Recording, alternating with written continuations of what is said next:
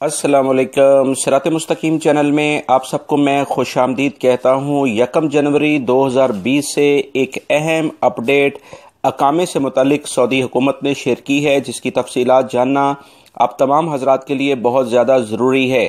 اس کے بارے میں کیا معلومات ہیں، یہ میں مکمل تفصیلات آپ سے شیئر کرتا ہوں۔ اگر آپ میرے چینل پر نئے ہیں تو پلیز میرا چینل صراط مستقیم سبسکرائب کر لیں، بیل بٹن لازمی پریس کر لیے گا تاکہ میری تمام ویڈیوز فوری طور پر آپ کو ملتی رہیں۔ دوستو، تفصیلات یہ ہیں، خاص طور پر وہ غیر ملکی افراد جو سعودی عرب میں موجود ہیں، آپ کی کمپنی یا آپ کا کفیل آپ کے اقامے کے ساتھ ساتھ آپ کی میڈیکل انشورنس لازمی بنواتے ہیں۔ اس میڈیکل انشورنس کے لحاظ سے آپ کو ایک کارڈ جاری کیا جاتا ہے۔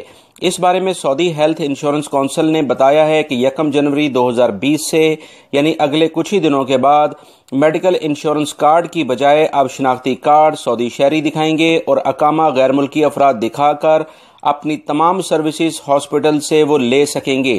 مقامی شہریوں سے ان کا شناختی کارڈ طلب کیا جائے گا، جبکہ غیر ملکی افراد سے ان کا اقامہ طلب کیا جائے گا ہاسپٹلز میں۔ اب انشورنس کارڈ دکھانے کی ضرورت نہیں ہے۔ ہیلتھ انشورنس کونسل کے سیکرٹری جنرل شباب الغامدی نے بتایا ہے کہ 1 جنوری 2020 سے ہاسپٹلز اور ہیلتھ سینٹرز علاج اور طبی معائنے کے لیے جانے والوں کو ہیلتھ انشورنس کارڈ دکھانے کی ضرورت نہیں پڑے گی۔ سعودی شہری قومی شناختی کارڈ دکھائیں گے اور غیر ملکی اپنے اقامے کی بنیاد پر میڈیکل انشورنس کی سہولیات سے فائدہ اٹھا سکیں گے، یعنی واحد شناخت کا ذریعہ اب اقامہ ہی رہے گا۔